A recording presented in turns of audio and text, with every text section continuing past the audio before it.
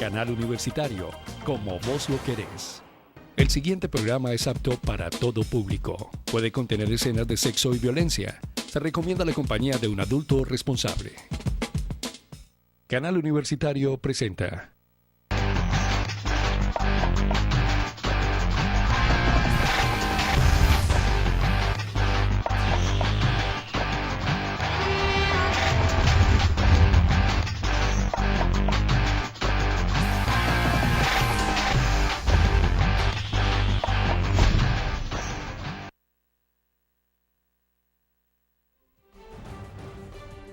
Buenas noches, amables televidentes. Estamos iniciando el Tester, el programa institucional de Sintra en Cali, que todos los martes tiene temas importantes para analizar y para discutir en esta nuestra mesa de trabajo.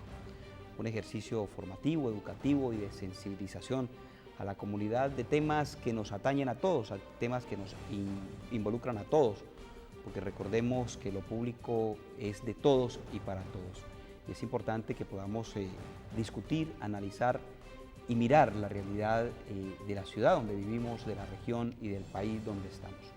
Por eso el Tester tiene esa labor, esa función de educar y sensibilizar para que usted conozca la verdad y conociendo la verdad usted tenga la oportunidad de denunciar lo que está pasando alrededor de lo público. Como todos los martes, nuestro programa con temas contundentes, importantes y de gran decisión para nuestro país.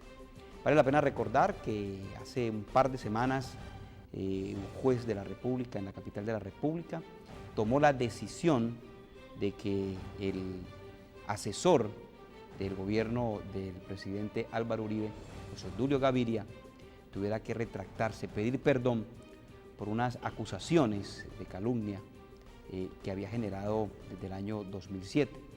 Esas calumnias fueron hechas en compañía de, en su momento, el vicepresidente de nuestro país, que era Francisco Santos.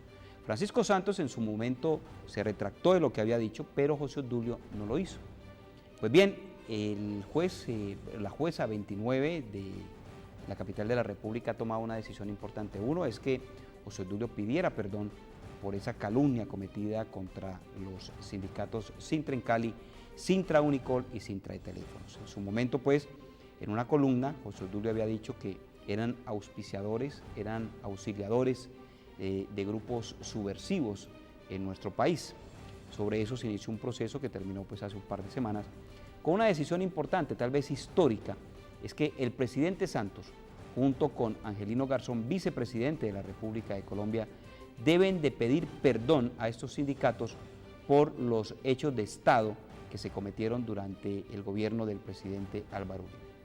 Adicionalmente, la semana pasada, exactamente el miércoles 16 en la ciudad de Cali, el Sindicato de Empresas Municipales de Cali, Sintra en Cali, tuvo un hecho pues, sorprendente, es que sobre las 2:26 de la mañana, hombres con gasolina regaron sobre la fachada de la organización sindical Sintra en Cali, acompañado de otros que lanzaron bombas incendiarias, incendiando pues la fachada de Sintra en Cali, coincidente con el fallo que presentaba pues la juez 29.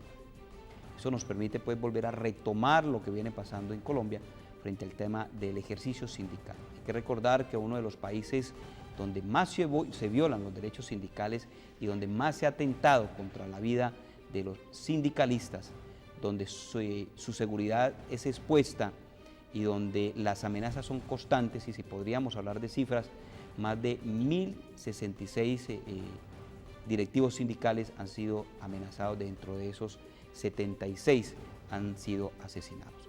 Pues bien, con todo este contexto y con toda esta información, hoy queremos abordar un tema importante que tiene que ver con la realidad del ejercicio sindical en nuestro país. Este tema lo queremos desarrollar con la participación de nuestros televidentes a través del 339-7295, extensión 120. Un tema contundente, importante, porque nos va a permitir conocer realidades que a través del sindicalismo a veces se distorsionan, realidades que a veces a través del ejercicio sindical se lleva a hablar más, a calumniar y a veces a colocar en riesgo la vida de los que desarrollan el ejercicio sindical en nuestro país. Para desarrollar nuestro tema, pues hemos invitado obviamente al presidente de la organización sindical Sintra en Cali, Jorge Iván Vélez. Jorge Iván, buenas noches, bienvenido. Alex, muy buenas noches, muchas gracias. doctor Jorge Eliezer Molano. Muy buenas noches a todos los televidentes que cada 8 días nos acompañan en este interesante e importante programa del Tester de Sintra en Cali, que medio lo público. Muy buenas noches. Bien, está con nosotros el doctor Jorge Enrique Molano. Él es abogado y defensor de derechos humanos, un hombre que ha trabajado fuertemente y que ha generado pues lo que conocemos como el fallo de la juez 29 de la capital de la República, que le ordena al presidente de la República pedir perdón frente a estas calumnias y estos hechos de Estado a la organización sindical Sintra en Cali. Doctor Molano, buenas noches, bienvenido al Tester. Alex, muy buenas noches. Jorge Iván, buenas noches. Gracias por la invitación a acompañarlos esta noche y un saludo a la audiencia. Muy bien, recordamos nuestra línea telefónica 339-7295, extensión 120, la línea que habilitamos a partir de ese momento y que permite la participación de nuestros televidentes. Quiero que me ayude a entender un poco, doctor Molano, para que entremos en materia, qué fue lo que pasó con la decisión o qué conlleva a la decisión de la juez 29 de la capital de la República que ordena que el presidente Santos en un acto público pida perdón por estos hechos de Estado sucedidos bajo el gobierno del presidente o el expresidente Álvaro Uribe. Mira, Alex, yo creo que hay que recordar un poco la historia de por qué se llega a esto. En el mes de octubre del año 2010, la fiscal cuarta delegada ante la Corte Suprema de Justicia, Ángela María Buitrago, que se le conocía en Colombia como la fiscal de hierro, decide a las 10 de la mañana presentar una imputación de cargos criminales en contra de Francisco Santos Calderón y José Obdulio Gaviria, como responsables del delito de calumnia agravada contra los sindicalistas. El país tiene que conocer que 6 horas después de ella haber hecho esta imputación de cargos criminales, fue sacada de la Fiscalía General de la Nación por Guillermo Mendoza Diago, acusándola de ser ineficiente. En razón de esta situación, pues junto con el sindicato fuimos dinamizando que el proceso llegara hasta lo que sucede el 11 de abril y que tiene como antecedente que en el año 2010 Francisco Santos Calderón se retractara y pidiera perdón y que el 10 de abril lo hiciera José Obdulio Gaviria en rueda de prensa, que también pidiera perdón al sindicato y lo anunciara al país en una rueda de prensa. Lo trascendental del 11 de abril de la decisión de la juez 29 penal municipal, que es un fallo que consideramos es un precedente en la historia del sindicalismo en Colombia, es que esta juez asume que los perdones pedidos por Francisco Santos y José Obdulio Gaviria no son suficientes, acepta la petición que se hace desde las víctimas y considera que efectivamente lo que se ha hecho en contra de Sintra en Cali, de Sintra Unicol y de Sintra Teléfonos es un crimen de Estado, es una acción criminal del presidente de la República, Álvaro Uribe Vélez, una acción criminal del entonces vicepresidente Francisco Santos Calderón y una acción criminal de José Obdulio Gaviria. Y asume que es un crimen de Estado y en tal medida plantea que el Estado debe asumir medidas para satisfacer el daño y para evitar que actos como estos se vuelvan a repetir. Muy bien, muchas gracias, doctor Molano. Pero voy con el presidente para que me ayude a recordar un poco cuáles fueron esos hechos. ¿Cuáles fueron las razones por las cuales el gobierno del expresidente Uribe, bajo Francisco Santos y José Obdulio Gaviria, afirman de que usted, Albert Quintero y otros representantes de Sintra Unicol y Sintra Teléfonos eran auxiliadores de la guerrilla? Bueno, esos hechos se dan, y nuevamente saludando al doctor Jorge Eliezer, se dan exactamente para el mes de julio del año 2007, cuando 3 organizaciones sindicales conocidas ampliamente en este país por nuestra justa lucha, unas por los servicios públicos domiciliarios, multiservicios, la otra por que es Sintra en Cali, la otra por el servicio de las telecomunicaciones, que es Sintra Teléfonos, y otra que cuida, vela y vigila y protege la educación en este país, como es Sintra Unicol.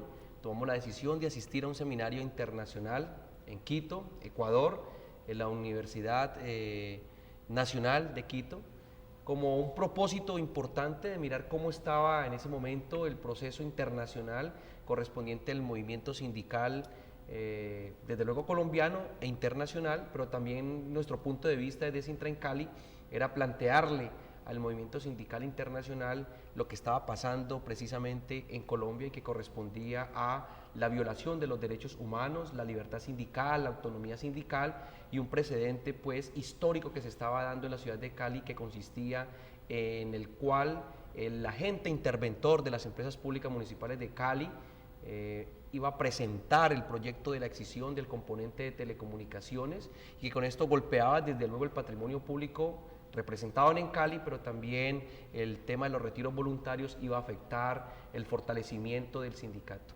Hecho este que lo hicimos públicamente, abiertamente, pero que días después, exactamente unos 10 días después, doctor Jorge Eliezer, sale el vicepresidente de la República de Colombia, el actual entonces doctor Francisco Santos, y el ex asesor presidencial José Obdulio Gaviria, a indicar que los 3 sindicatos y sus representantes que habíamos asistido a ese seminario internacional, pues estábamos auxiliando a la FARC y que habíamos firmado un documento en el cual comprometíamos la paz, comprometíamos la unidad de los 2 países, Ecuador y Colombia, y que pues éramos realmente auxiliadores. Hecho este pues que lo llevamos a los diferentes escenarios de medios de comunicación, en debates con abogados como el doctor Jorge Eliezer Molano, a quien debo agradecerle y reiterar en nombre del sindicato Sintrencali mis sinceros agradecimientos. Tuvimos la postura, tuvimos la inteligencia, doctor, de presentar una acción jurídica muy importante que, como usted bien lo indicó ahora, pues se determina como un precedente histórico para el movimiento sindical obrero colombiano. Muy bien, ¿qué pasó después? ¿Qué hechos se presentan después de esta situación? Teniendo como referente de que no era la primera vez donde Sintrencali se veía involucrado en situaciones como estas. Años atrás se había generado una operación militar o paramilitar para asesinar al presidente en su momento. Doctor Molano, ¿cómo se denominó esa operación y qué buscaba? Mire, aquí lo que hay que resaltar necesariamente es que Sintrencali ha sido objeto y objetivo de un aparato criminal instaurado dentro del Estado. Lo que sucede entre el año 2004 y 2013 no puede entenderse en la historia del país como hechos aislados, hechos que sean inconexos o que estén sueltos entre sí. Esto arranca del año 2004, en el mes de junio, cuando la gerencia de Encali despide 51 trabajadores y que la Corte Constitucional hace solo 2 años ha reconocido que eso hacía parte de una política antisindical. Es decir, que había una política claramente diseñada desde la administración de Encali, que se encontraba intervenida por orden del presidente Álvaro Uribe Vélez y dirigida dicha intervención por la señora Eva María Uribe Tobón. A los 4 meses de que estos trabajadores son despedidos, y realmente al mes y medio de que son despedidos, el gerente de Encali firma un contrato autorizado por Eva María Uribe Tobón con una empresa que se había creado hacía 4 meses, conformada por un ex trabajador de ISA que tenía como socios a su esposa y a su hijo de 7 años, y le pagan 250 millones de pesos con el propósito de que haga un análisis de los riesgos del sistema energético en el Valle del Cauca y en particular de Encali. Esta empresa subcontrata una empresa de vigilancia armada dirigida por un mayor retirado del ejército, en relación con el cual soldados del Ejército Nacional habían señalado que conocían de sus relaciones con Ramón Isaza. Esta empresa, lo que logramos establecer es que había enviado a la gerencia de Encali propuestas de trabajo, y una de ellas era la propuesta de cómo infiltrar el sindicato en el propósito de debilitar la junta directiva y que esto posibilitara paralelamente el proceso de privatización. Pero paralelo a esta situación, estas empresas privadas trabajaban con oficiales del ejército colombiano que estaban conectados con el Departamento Administrativo de Seguridad, los cuales recibían a la vez información del programa de protección a sindicalistas del Ministerio del Interior,